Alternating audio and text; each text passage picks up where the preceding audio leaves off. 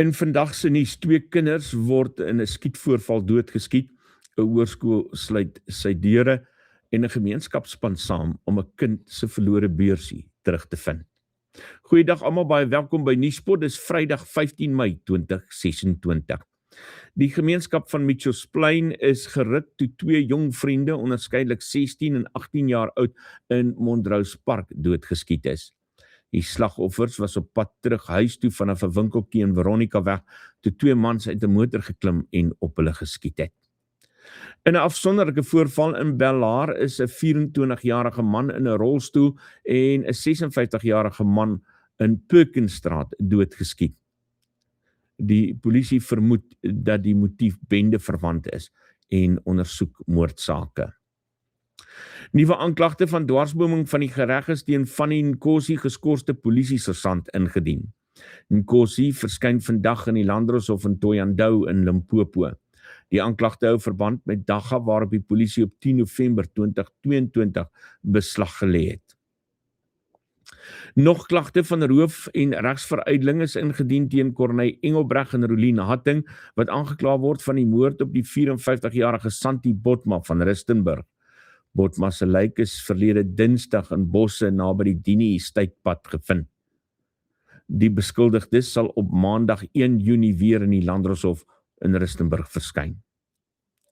'n Tegnikus van City Power is in Crown Mines in Johannesburg dood nadat hy glo met 'n onwettig gekoppelde kragkabel in aanraking gekom het. Die voorval het by 'n transformator skakelstasie in Planetlaan plaasgevind en tot 'n onbeplande kragonderbreking gelei. City Power het alle tegniese werk op die terrein opgeskort hangende ondersoek deur die Departement van Arbeid. President Cyril Ramaphosa het donderdag aangekondig dat Sisisi Tolashi as minister van maatskaplike ontwikkeling afgedank is. Tolashi is in die spervuur geplaas weens beweringe van korrupsie, insluitend die verbloeming van die skenking van 2 luukse voertuie en die gebruik van 'n staatsbetaalde werker vir private take.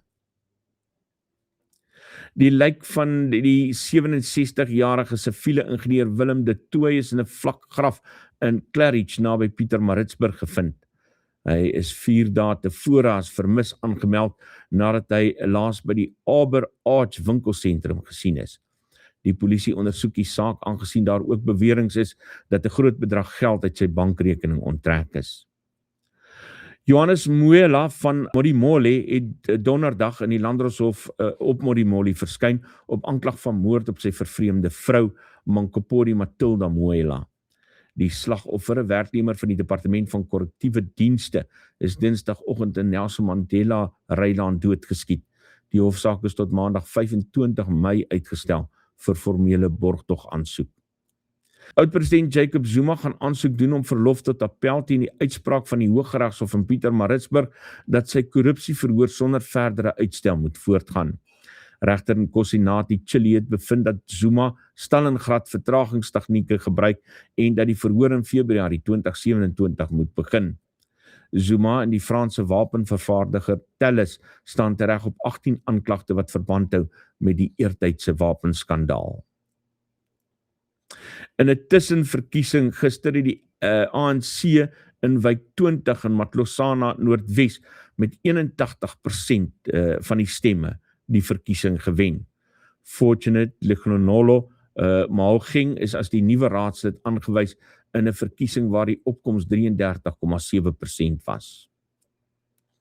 'n Voormalige aanklaer, Sipokasi Mangangana, is deur 'n streekhof in Rodepoort tot 7 jaar direkte tronkstraf gevonnis. Sy het skuld beken op aanklagte van korrupsie en geldwasery nadat sy in Augustus 2022 omkoopgeld van R10.000 elk van 2 klaers gevra het vir werkgeleenthede in die nasionale vervolgingsgesag. President Cyril Ramaphosa het die lewensduur van die Kampepe-kommissie tot 18 Desember 2026 verleng. Die kommissie ondersoek beweringe dat vervolgings rakende misdade uit die apartheidsera doelbewus deur staatsamptenare geblokkeer is. Hoërskool Middelburg in die Oos-Kaap dreig om die skool vanaf Maandag te sluit weens die provinsiale onderwysdepartement se versuim om onderwysers te betaal. Die skool se beheerliggaam sê hulle het reeds meer as R700.000 uit eie fondse betaal om salarisse te dek. Ashur Sarupen, die nuwe voorsitter van die Demokratiese Alliansie se Federale Raad, bevestig dat hy nie as adjunkminister van Finansies gaan bedank nie.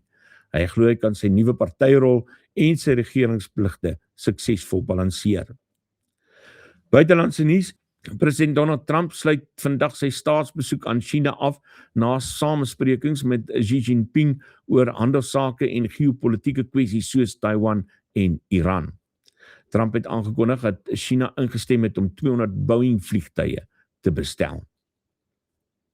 Die verhoudinge tussen VSA en China bly egter gespanne weens Beijing se waarskuwings oor Taiwan en Amerikaanse versoeke vir hulp in die konflik in Iran.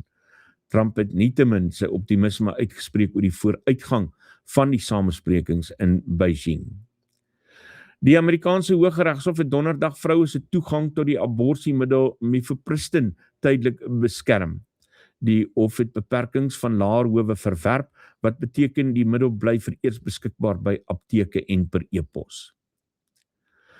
Rusland het die afgelope 2 dae sy grootste lugaanval teen Oekraïne sedert die begin van die oorlog uitgevoer. President Volodymyr Zelensky sê meer as 1500 hommeltuie is gelanseer, wat tot die dood van minstens 27 burgerlikes gelei het. En in 'n lekker warm gevoel storie, die 6-jarige Simonei van Heerden van Mbombela het haar beursie met R80 daarin verloor. Maar danksy die ingryping van Thorborn Security Solutions is die saak suksesvol afgehandel en haar beursie teruggevind. Nadat die sekuriteitsbestuurder Pieter Otto die saak ondersoek het, het hulle die beursie veilig teruggevind en aan haar terugbesorg. Ten slotte, 'n bizarre nuwe skoonheidstendens in China. Sien mense wat riskante operasies ondergaan om hulle kopvorm te verander. Hulle laat hyaluroniensuur of 3D implantings onder die kopvel plaas vir 'n sogenaamde hoër skedel, ten spyte van ernstige mediese waarskuwings of permanente skade.